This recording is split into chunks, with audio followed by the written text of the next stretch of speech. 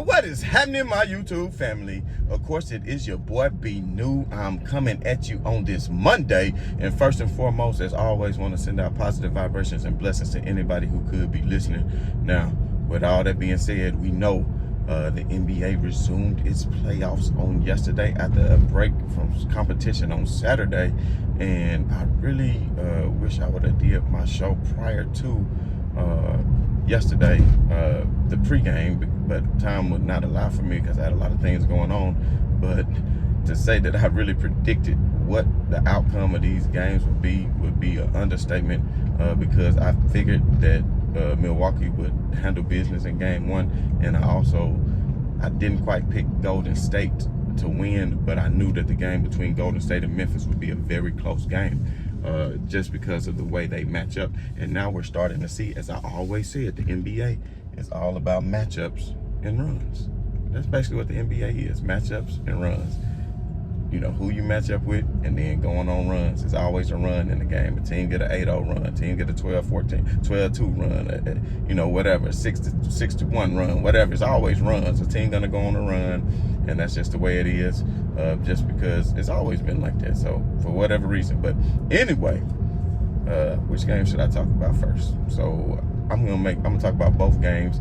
If you want to hear the Memphis Golden State breakdown, feel free to skip ahead. But if you want to be around for the Boston Milwaukee breakdown, I got plenty of things to talk about regarding that. So like to here it goes. So we all know the Celtics were at home in TD Gardens on yesterday to take on the Brooklyn Nets. After vanquishing the Brooklyn Nets and sweeping them handily, they were at home to take on the Milwaukee Bucks. Now, because they had beat the Brooklyn Nets in sweeping them in that fashion, of course, they were favored in this contest by a lot of media pundits as well as Vegas. Now, what people didn't realize was, even though the Nets got swept, that series was a lot closer than what people thought it was. Because if you go back and you look at the total points, each game was close, and each game could have went either way towards the end of the game. It was just that Kevin Durant did not have the mental fortitude to get the job done, in my humble opinion. And that's what I'm saying about Giannis. If you look at Giannis Antetokounmpo, now he just went against that same defense. And if you go back and listen to my videos, what I was talking about LeBron James when he faced off against that Celtics team, and people, oh, it's not the same Celtics team. I don't care. I know it's not the same Celtics team, but they had four core players that was on that team, in Tatum, Jaylen Brown, Marcus Smart, and of course Al Horford. Now, with all that being said, you know, Al Horford, Tatum and Jaylen Brown were young at the time, but they still had the #1 defense in the NBA that year, the #1 overall defense. So you mean to tell me LeBron James was still able to put up the numbers that he put up against the #1 defense, and actually prevailed in that series, lifting his team without Kevin Love in Game 7, and of course without Kyrie, who we all know was on that Boston team, who was not playing due to injury. So my prediction for this series was, you have another player that's on LeBron James level, and who I think is probably the only player, if you look at the landscape of the NBA currently, who could ever come close to matching that LeBron James as far as number-wise. And I know everybody wants to say LeBron is all longevity, even though that's simply not the case. It was just a case of dominance, and of course teams having to figure out how to stack the deck to be able to stop this man. And we all know that with Golden State, how they did that with Kevin Durant, and we all know how Boston did that in the East when he was still with Cleveland, and they formulated that team to be able to think they were going to dominate until LeBron says, you know what, damn all that, let me be my own GM, and the rest is history. But we won't get into all that. So like I said, focusing more on that game on yesterday, I knew that Giannis Antetokounmpo, being on the level that he was, that the Celtics game plan, how they did Kevin Durant, was not was not going to work against Giannis Antetokounmpo, only because he's a much more physical player. He, like LeBron James, can get downhill and attack you in the paint and get towards the basket, and that's something Kevin Durant simply cannot do. And that's why I always said that LeBron James is a better scorer than Kevin Durant. He's not a better shooter, but he's a better scorer. They had the same point per game average, and LeBron James shoots a higher field goal percentage, and that's just facts. And LeBron James has started taking more threes that could bring his percentage down, but yet he's decent from three-point line as well. So at the end of the day, I knew with Giannis being the physical specimen that he would be able to get downhill, and lo and behold, he finished with the triple-dub. Even though he was not, that good, he didn't finish with a great shooting percentage. I can't remember what it was, but I think he only shot 35% or 36% from the field. But yet, he was, I think he was like 9 out of 25, finished 36%. But, the triple-dub, he got the 24, 13, and the 12 to get the triple-dub. Now, with all that being said, that's the same way that LeBron James would have attacked the Celtics defense as well, because we all know LeBron James is a physical specimen as well, but so is Giannis Antetokounmpo, and matter of fact, probably more of a physical specimen than that of LeBron James. The physique and the power that Giannis has, but Giannis has stepped up his game even at the free throw line, even at the three-point line, even from the perimeter. So now Giannis is just really the best all-around player, and it's still about matchups too, because I feel like Brooklyn, the worst thing they could have did was pull Boston as the first card, and being that 7th seed, it might would have served them better, you understand me, to have been the 8th seed, and played, be the 8th seed and would have played Miami. That might would have matched up better for them just because of the way matchups are. But at the end of the day, Giannis did his thing, and I think even without Middleton, that says a lot, because people thought that without Middleton, that Boston really were going to have their way. But see, when you can take out a Middleton and you can insert a player like a Bobby Portis, who traditionally, even if they play small ball, sometimes I see them play that 5 spot for him. Even the 4 spot, sometimes when Giannis can go over play the 5, Portis can still play the 4. So you're talking about a very versatile forward in Bobby Portis, who can, stretch the floor, who can play inside out, who can play, perimeter defense as well, who brings a lot of intangibles to the game as far as his athleticism and his feistiness as far as going after rebounds and things like that. Because if you look at the game boiled down to is the Celtics, lost by 11, 12 points, but it was just Milwaukee chipping away each quarter. I think they won every quarter by like 4 or 5 points, except the third quarter. I think the Celtics might have won by 1 point. So it's not like they just blew them out. It's just that they went out very methodically and said, you know what, we're going to win each quarter. And as long as we take care of business each quarter, we win each quarter, and we'll win the game. And that's exactly pretty much what they did. And I just really don't see, to be honest, I don't see Boston. I won't say they get swept. They might can pull off a game. But even without Middleton, I just feel like Milwaukee is on a mission to take the East. And that's going to be my pick, whether they run into Miami or Philly.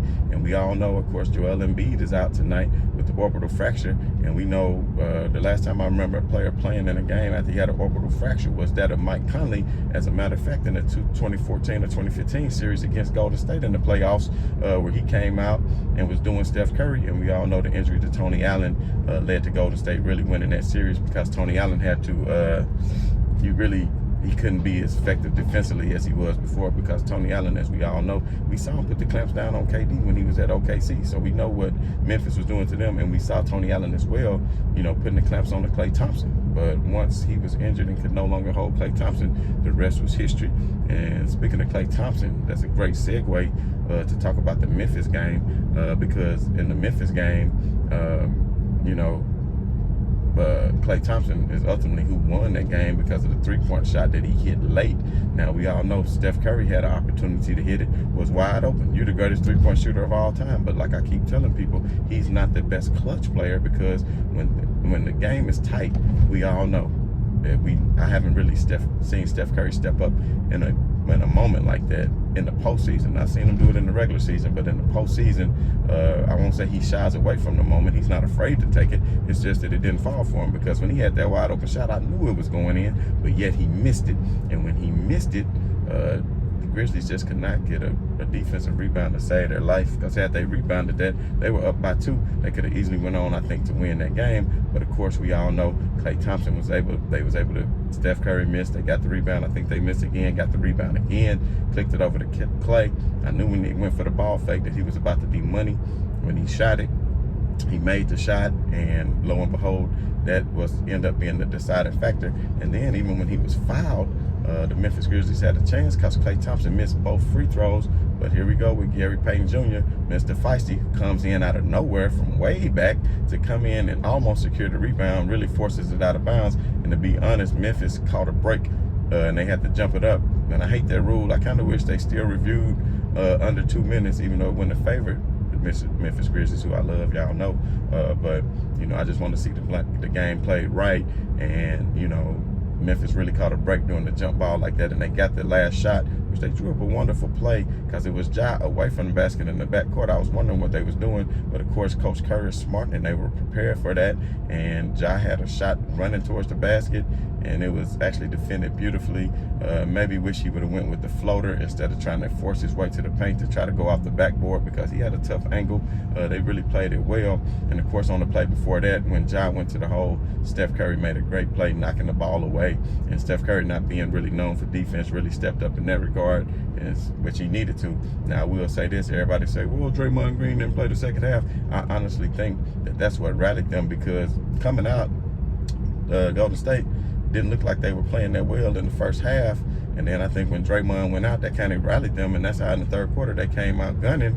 And also, if you really think about it, that made them play differently, because what Golden State has been doing in these playoffs is, of course, starting playing that small ball, their so-called death lineup with Draymond Green as the center, you know, and playing that way. But I'm telling you, if they continue to do that, I just have a lot of faith in Clark, and I have a lot of faith in Jared Jackson Jr., who had an outstanding game. And a lot of people say, well, maybe he wouldn't have had such an outstanding game had Draymond Green been in there, but he was already very effective in the first half. And I just don't really think that Draymond Green is going to be able to slow Jared Jackson Jr. down. I think Jared Jackson Jr. is about to have a coming out party in this series, because I think he's going to be the X factor. Now, Memphis blew a great opportunity, because I just don't see Jared Jackson Jr. scoring above 30 again. Like, he might keep it to the 20s, but then again, he is capable of doing it. But of course, we all know that Jared Jackson Jr., we depend on him more so for his defense, more so than his offense. Now, but at the end of the day, I think this is just going to be a very evenly matched series, because you're talking about the way they match up is, you know, and Jordan Poole, of course, was the X factor too, because Klay Thompson wasn't doing that well, but Jordan Poole came in, and at one point, I think he went on a 8-0 run by himself, hit 2 threes, came back, hit the layup. Memphis missed a few shots, and that put them right back in the game right there with Jordan Poole. So Jordan Poole definitely stepping his game up. Of course, I just feel like, you know, off the bench, that Gary Payton is going to continue to do what he does and be in the right place at the right time and give them all the hustle plays they need as far as loose balls. It seems like, you know, Golden State, you could tell they had the rest, but at the end of the day, it seems like that they were more, had more energy when it came to getting loose balls, I would say. Memphis was a lot of lackadaisical. I remember one play late in the game, Kyle Anderson could have got the rebound, but it's like he let Poole come in out of nowhere and get the rebound and just lay it in just like that. So, you know, it's going to be an evenly matched series, but one player who did not step up, and I know one of the commentators, I don't know if Van Gundy or somebody mentioned that it looked like Desmond Bane was hurt, that he was hobbling a little bit, and that could be, you know, they saying because of injury. But at the end of the day, we all know Klay Thompson is a great defender as well, so he had a good part in that too as well, because Desmond Bane, he's going to have to at least score in the 20s, I think, in order for Memphis to win. He's going to have to be effective. We know he's a great defender as well. He did a great job on Klay as well, but at the end of the day, not having Zaire Williams with the knee, I think, affected Memphis too, because I think he can come in. Now, if Steven Adams can beat health and safety protocols, I think he could play a part in this series as well, because, you know, even though they may not want to use Looney a lot, you know, they still played Looney about 21 or 22 minutes, I know, and of course that was due to Draymond not being there as well. But when Looney comes in, then you can have a Steven Adams come in, who I think who would really dominate that matchup as far as, you know, playing Looney, just because of what Steven Adams is capable of doing as far as on the backboard, in my humble opinion. But, you know, Xavier Tillman did decent, you know, starting at center in the absence of a Steven Adams. And I think if Golden State want to go small, I think maybe, you know, instead of Tillman, maybe let Jared Jackson play that 5 up against Draymond, and then, you know, if Zion Williams come back, that'll be helpful. But you know, Memphis does have some X factors as well. They go deeper than most teams in the playoffs. Most teams in the playoffs only going 8 deep at the most 9. I think Memphis can still go 10 deep easily, especially when you're talking about Felton, who came in and hit some big shots as well. So I would like to see, you know, maybe his minutes increase too. But you know, when they playing with Draymond at the 5 and Wiggins at the 4, that's not the biggest lineup. So I wouldn't even mind seeing, you know, because Draymond isn't the threat that he used to be from the outside. So I wouldn't even mind, you know, letting Steven Adams have a go at it at the 5 spot when Draymond in. Force them to kind of play big, because if you can, there's no way playing 5, if you get the ball down low to Steven Adams, there's no way that Draymond Green can be able to guard that. There's just no way that Draymond Green can guard Steven Adams in the post. And if you put Draymond Green, if you put him in the post, then Steven Adams is going to have his way. And I think that would force Golden State to put in Looney more. And that, I think that matchup would still favor the Grizzlies. So still a lot of series left to be played. I won't get into how some of the calls was made. I don't want to get into all of that, but I would just say it seems like there was some calls to me that was like, you know, Golden State got some and ones. You know, I mean, I'm gonna try not to be partial in that, because y'all know I'm from the West 10 and I do love the Beale Street Blues and the Beale Street Bears. You understand what I'm saying? But you know, I'm trying to be unbiased as I can as I report on these games and analyze them to the best of my ability. But at the end of the day, you know, sometimes there's going to be some missed calls. Sometimes, you know, there's going to be some calls that didn't go quite the right way. And speaking of which, let me go ahead and touch on the Draymond Green part of it. You know, I really feel like I didn't want him to be ejected with the flagrant 2. That could play a big part of it, because that counts as 2 flagrant foul penalty points, and you can only get 4 in the playoffs before you suspend it. So another flagrant 2 could get him suspended, or 2 more regular flagrants can have him suspended. So that's something Draymond and the Golden State Warriors need to be wary of and pay attention to. And not only that, I mean, I know he grabbed him by the jersey, pulled him down, and he did kind of swipe and hit him in the face. But at the end of the day, give him the flagrant 1. Let him stay in the game, because I don't want any excuses. You understand what I'm saying? But Golden State won, so that part didn't matter as far as excuses. So, but the antics with Draymond jumping around looking silly as hell, you know, doing all that, man, that's so unnecessary. Just go sit your ass in the locker room. You think you this and you think you that, man. You think you some kind of hype man. You looking like Flavor Flav for real life overgrown Flavor Flav, man. Sit your ass down, Draymond. You know what I'm saying? But anyway, at the end of the day, man, we just gonna keep moving right along with these playoffs, because we know we got some games to look at tonight. You know, as far as the Suns and Dallas, I think, which is gonna be a great series. I'm not sure. Can somebody put in the comments when Devin Booker is expected to return? I know that hammy is something you really got to nurse, so maybe he's gonna nurse that a little while longer. We'll see how it plays out, how Dallas is gonna look, because that's gonna be a great matchup with Chris Paul and Luka Doncic. But anyway, your boy got to handle some business, and I just want to say, as always, man, right on to the real. Much love to these haters, and I'm about. Peace.